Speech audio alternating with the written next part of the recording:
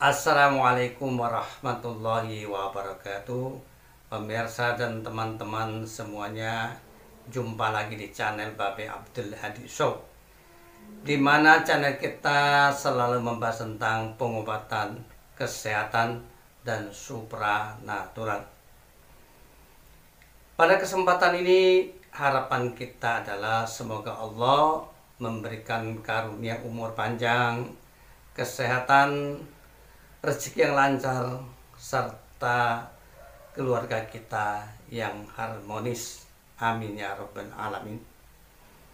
Pemirsa dan teman-teman semuanya, pada kesempatan ini saya akan memberikan pengalaman saya dalam menangani orang yang kesurupan atau kerasukan, baik itu massal maupun pribadi atau perorangan.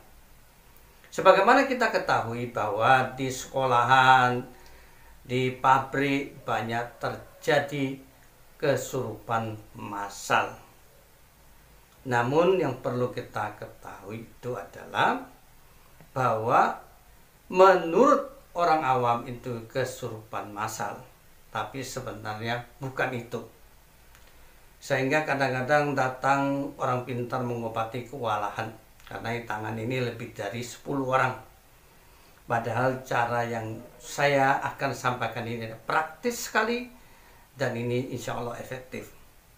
Yaitu pertama, ketika kita melihat ya, entah di sekolah atau di pabrik, banyak yang menjadi histeris, ada yang menangis dan sebagainya, berontak-rontak, maka kita jangan panik. Yaitu kita tanya, yang pertama kali ya, yang histeris, yang menjerit dan sebagainya itu orang yang mana? Itu yang benar-benar biasanya kerasukan. Dan yang kedua juga sama. Sedangkan yang lebih dari itu, ini adalah orang-orang yang histeris, orang-orang yang terbawa emosi, di mana yang bersangkutan ini sebenarnya sudah punya problem, entah problem di rumah, di pekerjaan dan sebagainya. Artinya ada perasaan yang tertekan, yang tidak bisa keluar. Ketika situasi melihat ada yang menjerit, maka otomatis emosinya itu meledak sehingga dia ikut menjerit. Dan ketika dia sudah menjerit, maka segala kekuatan tubuhnya ini sudah dikuasai oleh emosi, sehingga terjadi histeris. Yang bersangkutan itu seperti ada punya kekuatan yang di luar daripada manusia biasa. Nah, sehingga orang mengatakan itu juga kerasukan. Namun pemirsa dan teman-teman semuanya, apabila kita melihat lebih dari 10 orang, maka kita yang pegang itu ada yang pertama dan yang kedua. Sedangkan yang lain ini kita diasingkan, artinya dilainkan daripada yang lain. Jadi jangan dikumpulkan. Kalau dikumpulkan, dia melihat itu masih jerit, dia akan ikut-ikutan. Kita asingkan, kita tempatkan di tempat yang agak sepi, jangan dipijit, nggak usah dibaca apa-apa terus dan sebagainya. Yang penting diasingkan dulu. Nah, setelah itu usahakan dikasih minum, yaitu obat tidur. Kenapa obat tidur? Karena orang histeris, orang punya problem ya, ini dia butuh istirahat. Ketika dia sudah diminum obat dan tidur, dijamin ini setelah dia sudah bangun maka akan segar kembali. Dan ini terserah mau dikasih air minum, air doa, ini tidak apa-apa, malah bagus. Namun jangan dipencet ya, tidak usah dibacakan apa-apa lagi. Yang penting biar begitu minum obat, kalau bisa yang dosisnya agak tinggi sehingga cepat tidur ya. Sedangkan yang pertama dan yang kedua, ini biasanya dia tuh melawan. Dipegang 4-5 orang, ini masih melawan.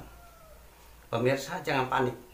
Kita punya satu cara, yaitu bagaimana pertama itu menyedot ya, menarik energi daripada jin itu. Ya, mungkin selama ini jarang diajarkan dan ini sudah saya dapatkan jauh hari ini dari guru saya, Mbah Ahmad Pekalongan. Yaitu pertama, pemirsa harus ketahui bahwa di belakang di atasnya pundak ini ada lekuan, ya. Ada lekuan. Dulu saya diajarkan itu di situ. Itu tempat untuk kita tarik energi dari jin itu. Nah, caranya begini pemirsa dan teman-teman semuanya. Tentunya jangan sembarangan narik, ya. Ini tentunya yang biasa wirid, ya, atau biasa baca-baca doa secara rutin, insya Allah dia punya kekuatan untuk itu, ya. Namun kalau belum, jangan sembarangan, karena kadang-kadang ditarik itu malah masuk sendiri. Caranya adalah pertama pemirsa melihat, ya, bahwa ini saya umpamakan ini adalah belakang, yaitu ada lekuan, ya pemirsa. Ini di belakang ini, di bawah ini ada lekuan. Nah, ini kita tempelkan tangan kita, ya, ya seperti ini, tempelkan. Ketika kita tempelkan ini sudah agak dikencengi pemirsa semuanya. Kemudian kita tarik nafas, ya, via mulut, seakan-akan itu menyedot, ya. Bersama dengan ini dikencangkan. Coba contoh, ya. Saya pelan-pelan aja.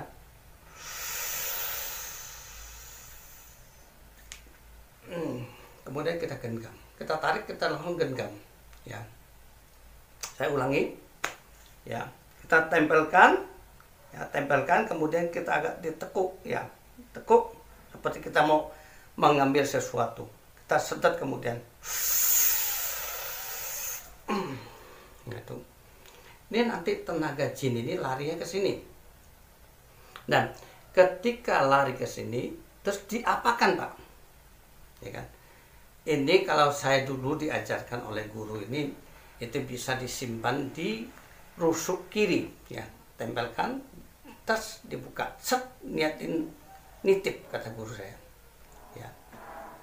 Orang bertanya, loh Pak, itu kan tenaga jin, kalau tempelkan kita, apa kita nggak kemasukan jin? Kalau kita punya tenaga dalam ini biasanya sudah, ini ada saringannya, jadi nggak mungkin yang negatif ini masuk ke badan tubuh kita. Nah, kalau takut, ya, takut kalau kita kemasukan, maka ketika sudah kita ambil tenaga jin ini seperti ini, maka kita keluar ke halaman. Ini langsung ini tanah, ya, kita tempelkan aja. Niat ini untuk menitip atau membuang, ya, energi jin itu. Nah, itu udah, ini sudah di tanah. Bagaimana Pak kalau kita dibuang ke udara, ya, buang? Ini ada kemungkinan memang dibuang bisa, namun biasanya itu balik lagi, sehingga begitu dibuang tenaga itu balik lagi ke jin itu dan dia akan ngamuk lagi. Biasanya ketika kita tarik ini, maka ketika kita genggam begini, ini jinnya tuh, orang yang kemasukan jin itu biasanya langsung lemes, tenaganya sudah nggak ada. Nah, kalau sudah nggak ada, maka tolong dibilang sama yang pegang ini, dilepas saja, nggak usah dipegang, nggak usah khawatir. Kalau selama itu kita genggam, dia tidak mungkin akan ngamuk lagi, karena akan lemes. Setelah itu kemudian sudah nggak dipegang, kemudian nanti dibacakan air, ya. Baca doa-doa tertentu, terutama doa untuk ketenangan, kan tolak bala dan sebagainya, kemudian diminumkan. Nah, biasanya didudukkan, kalau lemas kan nggak bisa, ya, didudukkan, diminumi, habis itu biarkan tidur, ya. Karena biasanya ketika tenaga jin itu kita cabut, akan mempengaruhi fisik orang itu. Dia akan merasa lemes, tidak bertenaga, dan dengan demikian maka kita biarkan dia tidur, ya, tenang, jangan sampai ada yang dipencet. Maaf, ya, sering orang itu adalah dipencet sininya, ya sakit, ya kan. Begitu sakit dia akan melawan, sehingga yang melawan ini bukan jinnya, tapi adalah emosi, ya, yang bersangkutan, yang bekas kemasukan. Karena pengalaman saya itu banyak orang yang ketika orang kerasukan malah dipencet sana sini, sehingga ketika jinnya sudah keluar, orangnya tetap ngamuk. Nah, ini yang tidak benar, cara seperti itu. Jadi cara yang benar adalah tidak usah dipencet kalau memang itu kerasukan, ya. Dan ketika, ya, pemirsa ini kan bertanya, Pak atau B gitu, ya, saya ini kan sering wirid, tapi saya belum pede. Bagaimana caranya supaya diri saya ini bisa terisi tenaga dalam seperti yang Babe sampaikan, sehingga saya apabila menolong orang kerasukan bisa menggunakan teori dari Babe. Ini pemirsa dan teman-teman semuanya, ini silakan pemirsa yang ingin memiliki tenaga dalam asma, ya, tenaga dalam asma itu yang seperti tadi bisa menarik dan sebagainya.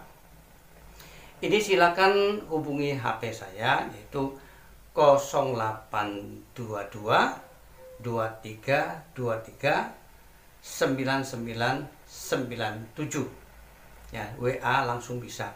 Jadi sekali lagi, kepada pemirsa yang ingin memiliki ilmu tenaga dalam asma, ini bisa minta ijazah langsung dan bimbingan langsung dari saya.